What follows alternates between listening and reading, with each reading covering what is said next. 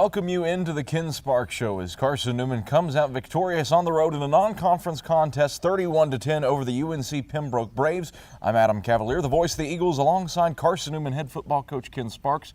Coach Sparks, congratulations on a big victory that moves you to 5-2 and keeps you in the hunt for a D2 playoff berth.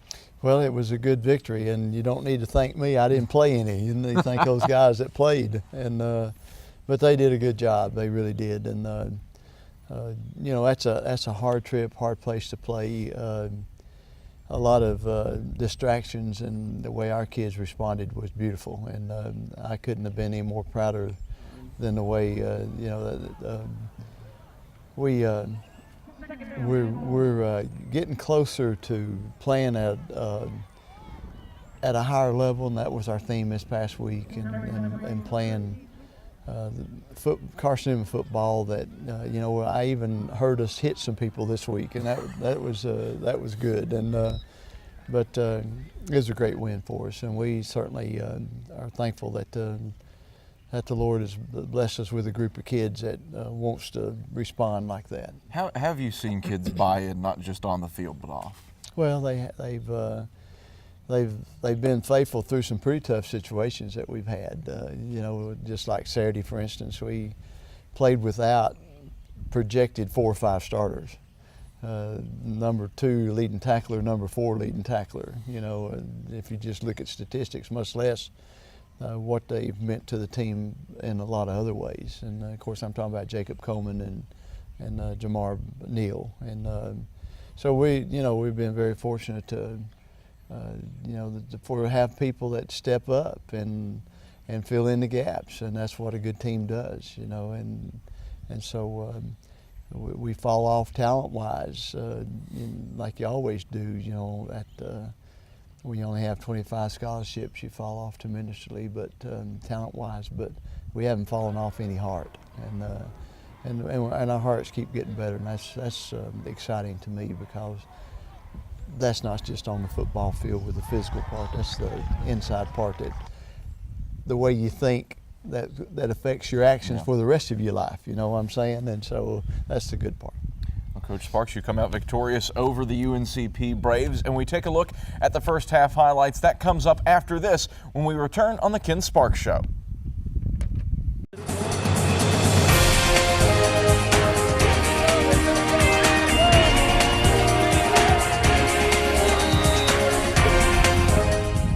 Carson-Newman with the victory over the UNCP Braves, 31-10. I'm Adam Cavalier alongside Carson-Newman head coach Ken Sparks on the Ken Sparks Show. Coach Sparks, you pick up another dominating defensive performance. Third straight week where the defense has really shown through. You're giving up 9 points a contest over your past 3 games. Isn't that beautiful? What's changed? What's the difference? What's the key defensively? Well, I think we've had some people grow up, number 1, and number 2, I think they're probably sold out a little bit more to what we're teaching them, and I think we're making it probably a little bit clearer what we're trying to teach them. And defensive staffs, you know, we have great defensive staff, and those guys have just hung in there, and they've simplified a little bit. They've modified. We probably have we've had to fit a little bit better with our personnel, and but they're doing a great job. Coaching staff is, and the kids. You know, just like you always say, you know, we can get the greatest game plan in the world, but they've got to execute it. And they've done a great job the last 3 weeks, and they're gaining some confidence. You know, success makes more success, and so it's been fun to watch. It's only the second time this season where you fail to score on your opening possession. Yeah. The first time all season you don't have a lead after the first quarter. I don't want to say it was a slow start, because then you come out second quarter and start rolling, but what happened first quarter to second quarter? Well, we're playing a good football team. It's not all about us, it's about them too, and we're playing a good football team, and I think you know, they had a little bit more speed. They gambled a little bit more on defense than we expected them to do. They got away from some of the things that they'd been doing in the past, and so, you know, it just I think we had a little wear and tear on them too. We were going no huddle, and upped the pace a whole lot on them, and I think that had a little bit to do with it. How big was the stop? They go on a 17-play, 79-yard drive, take 8:43 off the clock, but only get a field goal out of it. Huge.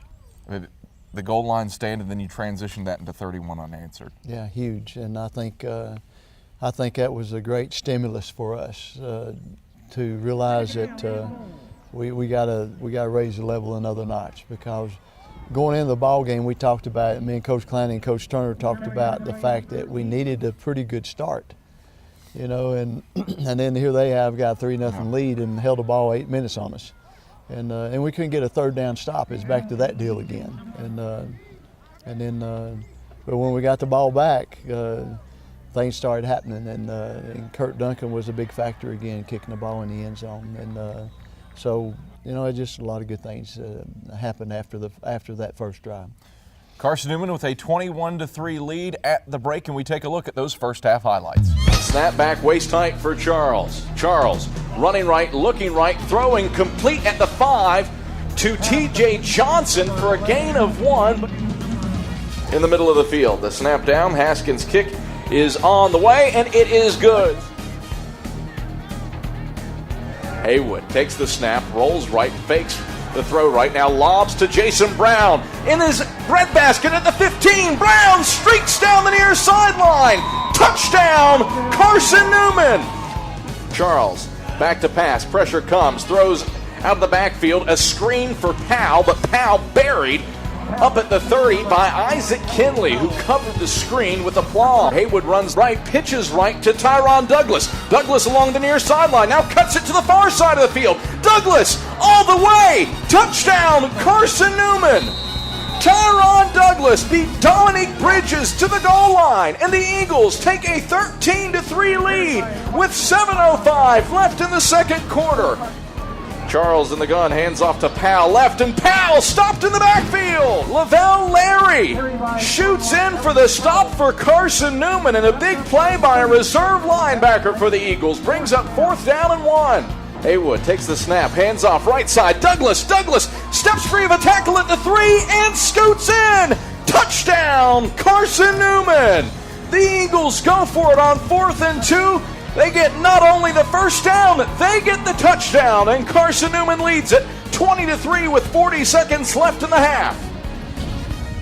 Those are your first half highlights as Carson-Newman takes a 21-3 lead into the locker room. And Coach, you brought it up before the highlights. Kurt Duncan on kickoffs. He kicks off 6 times, and the Braves' average starting field position after those kickoffs, the 19.5-yard line. It's not bad, is it? Not bad at all. No, especially when they get it on a 25 on a touchback, and I think there was at least three touchbacks on that. So that's huge, and they had a very dangerous kick return unit. They'd returned a touchdown, almost for a touchdown the week before, down inside the 10, and so.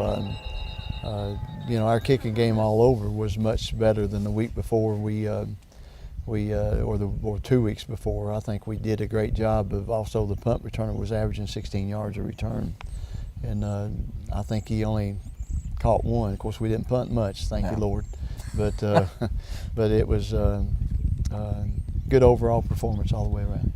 You also, on the flip side, your punt return game has its 2 longest returns. Yeah. Of the season. How much did special teams play into this one? Well, one of them was a safe defense too. We kept our defense on the field, and OD goes back there, and Oliver Davis, and catches it and wiggles 2 or 3 times, and had a good return.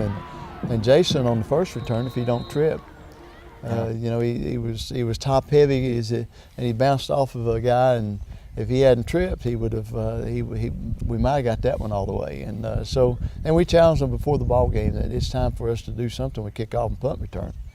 And still hadn't with kickoff return yet. But I think about every time they kicked off, it was with the wind, and we didn't get to return many of them either. So. Well, you bring up Jason Brown on punt returns, but catching the football, he has the first 100-yard day by a Carson-Newman receiver since Reggie Hubbard in 2009 a couple times. What was he doing in the passing game? He was wide open a couple times. Well, first of all, it was good calls by our coaching staff. I think Coach David Needs up in the box saw a couple things and relayed it down to us, and Coach Turner did a good job of fitting them in the sequence of things to set them up, and Jason's a good football player, and so Brandon Haywood started off slow. He was 0 for 5 his first 5 passes, and we had people open, and he was getting a little bit frustrated, and so. But it tells you a little bit about the quality guy he is, because he settled down in the last 3 quarters, played really well, and I think completed 4 or 5 at the end without an incompletion, and that win was a factor now. That side win is a little bit of a factor on completion percentage, and threw for about 125, 130 yards in the last 3 quarters. And we didn't throw any of the fourth quarter, because we were trying to run clock. So yeah, Haywood goes 4 for 4 after he starts 0 for 5. And you say that he settled down. How do you see a kid like that use his faith in the middle of a game to sort of bring things back in? Well, Brandon, was our summer missionary. We sent 2. Him and Patrick Miller went to American Samoa and used football as a mission field. Because the Samoans are tremendously interested in football, because that's their ticket to the mainland. And so he was there 4 weeks in the summer and did a great job with that. So Brandon is a man of faith, and he's a guy that is going to impact. He's going to impact our society, because he's that kind of a guy, and he's got a lot on the ball. Well, Carson-Newman with the lead at the break, 21-3 over UNC Pembroke. The Eagles end up victorious, 31-10. After this, we break down the second half on the Ken Sparks Show.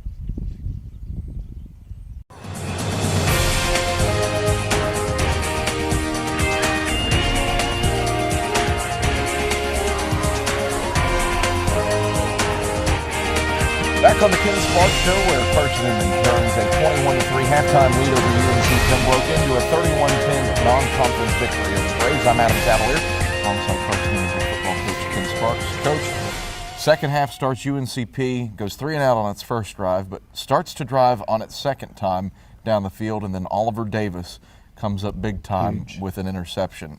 How important was, I know you don't believe in momentum, but how important was that pick? Well, it was big. Oliver had made 2 or 3 really great plays on outcuts, and so right before that, we had talked, and I said, "You know what they're doing, don't you? And they're about to get you on a double break." He said, "Coach, I'm ready." And sure enough, double break, interception, and I tell you, me and him, I don't know who was happiest, him or me. And we did a body bump, and his was about a 30-inch vertical, mine was about a 3-inch vertical, but we did a body bump on that one, so that was fun. I was going to ask you about the celebration, because I caught that one out of the corner of my eye. Ken Sparks going vertical to celebrate with Oliver Davis. Yes, sir. What's that mean to you, that you can get involved with your kids like that and take to the skies? Well, that's the name, that's the reason you coach, so you can connect with them, and if you can't connect with them, you can't coach them very well. And that's the thing I've always said. People ask me all the time, when you're going to retire, when you're going to quit, when you're going to quit coaching, because you're getting old and you've been doing it a long time, and you're not as good looking as you used to be, et cetera, not smart, And my answer is, getting through all that, my answer is this. By the way, I never was very good looking, so but my answer is, the Lord called me in, and the Lord will have to call me out. But the main thing is, I think if I felt like I wasn't connecting with kids, then there's no reason for me to be coaching them. And I may not be as well as I once did, but I still sure enjoy it, and I think they still listen to me a little bit. So probably that would probably be the hot button that says, you need to go do something else and go be a broadcaster. Join me in the booth. Yeah. How much fun are you having? No, I'm having a lot of fun. I'm tired, but I'm having a lot of fun. And being around a group of kids like we have, and watching them grow. They're still struggling. And some of them I still like to spank every other day.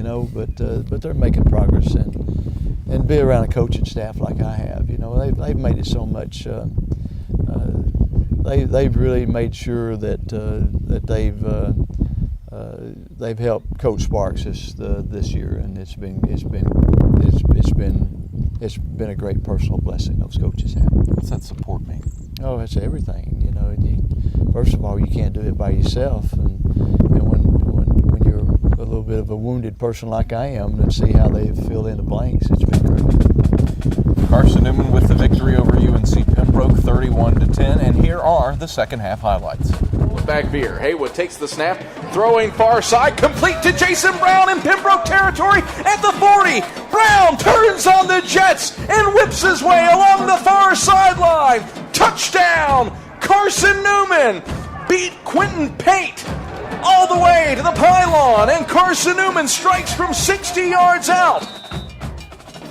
Takes the snap, chest tight. Charles throwing near side, picked off. Oliver Davis leaps into the air and grabs it at the 3.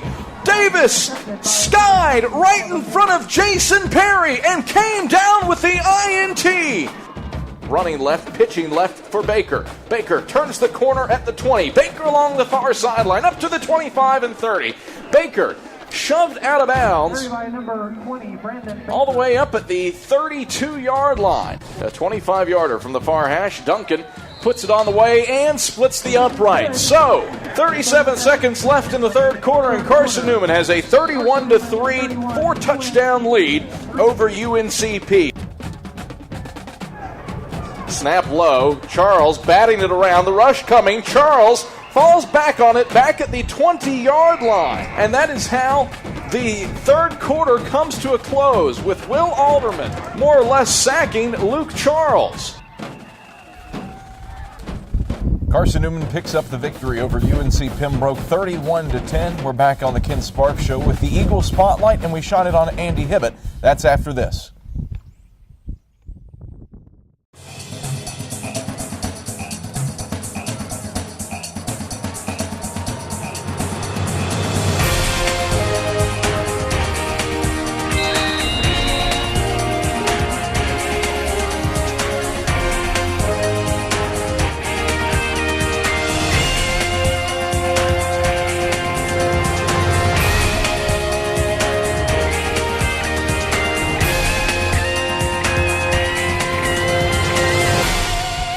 Each week we shine the Eagle Spotlight on one Carson-Newman football player on the Ken Sparks Show, and this week Roger Hoover takes an in-depth look at Andy Hibbett.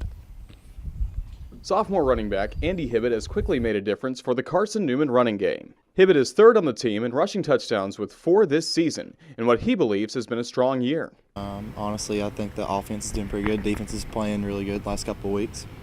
So I feel like we just keep it going. We'll end up having a successful season. Hibbett is part of a talented Eagle backfield, and he feels like each running back brings something different to the table. Tyron, he's one of those guys you have no idea when he's going to go down. His balance is incredible, and Solo's probably the fastest running back, fastest guy on the team. And Baker has so much experience at B-back and running the ball that he knows the veer line like the back of his head. A standout at Gibbs High School, Hibbett was drawn to the Carson-Newman program for several reasons, among them head coach Ken Sparks. Just talking to him and seeing now everything that he told me is true.